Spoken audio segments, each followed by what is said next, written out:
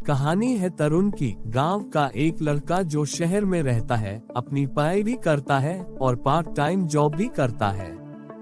उसी से अपनी फीस भी देता है और अपना गुजारा करता है। पिता ज्यादा कुछ कर नहीं सकते, तो तरुण को खुद ही आगे बढ़ने के लिए मेहनत करनी पड़ती है। कई बार तरुण को काम से घर पे आते आते रात के 11-12 भी बज जाते हैं।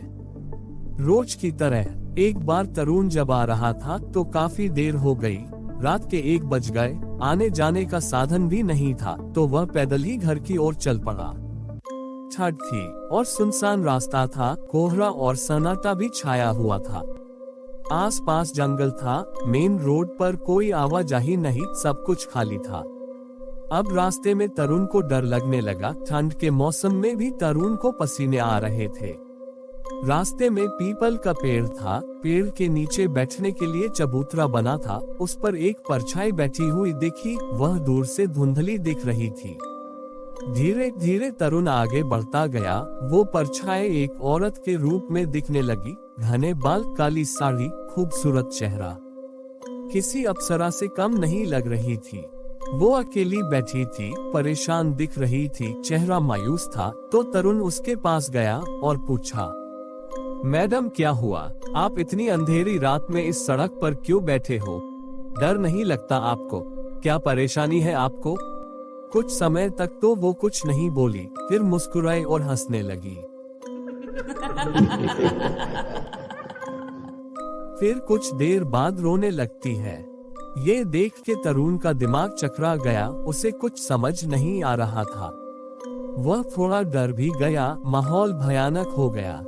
आसमान में पंछी उड़ने लगे, कौवे कांव कांव करने लगे। तरुण को पसीने आ रहे थे।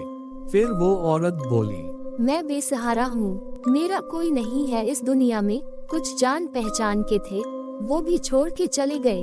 मैं बेसहारा हूँ और ना रहने को घर है। अब तो ये जंगल ही मेरा घर है, ये जानवर ही मेरा परिवार। मेरे पास कोई नहीं है जिससे मैं बातें कर सकूं, दिल का हाल बयां कर सकूं। मेरी छोड़ो, अपनी सुनाओ। तुम कौन हो, कहाँ से आए हो और इतनी रात को यहाँ क्या कर रहे हो? मैं एक स्टूडेंट हूँ और काम करके लौट रहा हूँ। घर जाने के लिए कोई गाड़ी नहीं है, इसलिए पैदल ही घर जा रहा हूँ। आपको दुखी देखा तो आपके पास आ गया। मेरा नाम चांदनी है और मैं सदियों से यहाँ अकेली रह रही हूँ। मेरा कोई नहीं है, इसलिए मैं दुखी हूँ। मुझे एक दोस्त, एक हमदर्द साथी की जरूरत है, वरना मैं आत्महत्या कर लूंगी। अकेले में खुद को मारने का मन करता है। अकेलापन मुझे काटता है। अगर तुम मेरे दोस्त नहीं बनोगे तो मैं मर जाऊंगी। ये बातें सुनकर तरुण को सदमा लग गया। कुछ देर तक तो वो कुछ बोल ही नहीं पाया। उसके दिमाग ने काम करना बंद कर दिया। थोड़ी देर बाद वो होश में आया तो उसे पता चला वो फंस गया है। अगर वो उस औरत को छोड़ता है तो वो आत्महत्या कर लेगी, फिर इसके बाद उसे जेल भी हो सकती है। इस डर के कारण वो उसका दोस्त बनने के लिए तैयार हो जाता है। अब चांदनी उस पर फिदा हो जाती है और उसे बोलती है, तुम्हें यही रहना पड़ेगा मेरे साथ, मेरे घर में। ये जंगल ही हमारा घर होगा। तुम्हें जो चाहिए वो मिलेगा। कुछ दिन रहो, फिर चले जाना। उससे पहले जाने की जिद की तो मैं खुद को खत्म कर लूंगी या तुम्हें मार दूंगी। ये बात सुनते ही तरुण के होश उड़ गए। अंदर से बहुत डर गया। अब वो सोचने लगा, ये क्या बला है, किस चक्कर में पड़ गया मैं। एक दुखियारी औरत को देखकर इंसानियत के नाते उसकी सहायता के लिए इतनी रात को आया, उल्टे इसने मुझे ही अपने जाल में फंसा लिया। वो अपने आप को कोसने लगा, लेकिन अब कोई फायदा नहीं। अब जो चांदनी कहेगी करना पड़ेगा, वरना उसकी जान भी जा सकती है। वो चांदनी की बात मान गया। इसके अलावा उसके पास कोई रास्ता भी नहीं था। चांदनी तरुण का हाथ पकड़कर उसे अपने घर के अंदर ले गई। जैसे ही तरुण घर के अंदर गया, बहुत सारे चमगादड़ घर से बाहर निकले। ये देख के तरुण बहुत डर गया। वो बेचारा कुछ कर नहीं सकता था, रोने और अफसोस करने के अलावा। अंदर बिजली जलती है। रोशनी के आने से तरुण के अंदर सांस आती है। चांदनी उससे पीने के लिए थोड़ी शराब देती है, पर वो पीता नहीं है। उसे खाने को मांस देती है, वो भी नहीं खाता। ये देख के चांदनी तरुण से पूछती है, तुम कुछ खा पी क्यों नहीं रहे हो?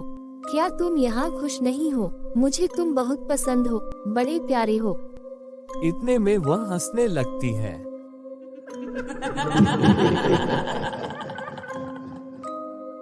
उसकी हंसी भयानक और डरावनी लग रही थी, जैसे कोई डायन हंस रही हो।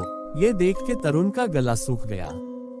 अब चांदनी तरुण के पास आती है और उससे चूमना शुरू करती है। तरुण भी सब कुछ भूलकर उसके प्यार में पड़ जाता है और दोनों एक दूसरे में खो जाते हैं।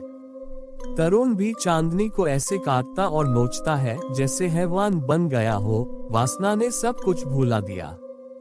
चांदनी हंस रही थी जैसे डायन की भूख मिट रही हो। डायन को संतुष्टि मिलती है, उसकी वासना खत्म होती है और वो डायन अपने असली रूप में आ जाती है और तरुण के जिस्म के इतने टुकड़े करती है कि आत्मा भी कांप जाए और उसे बड़े चाव से खा जाती है और अपने नए शिकार पर निकल जाती है।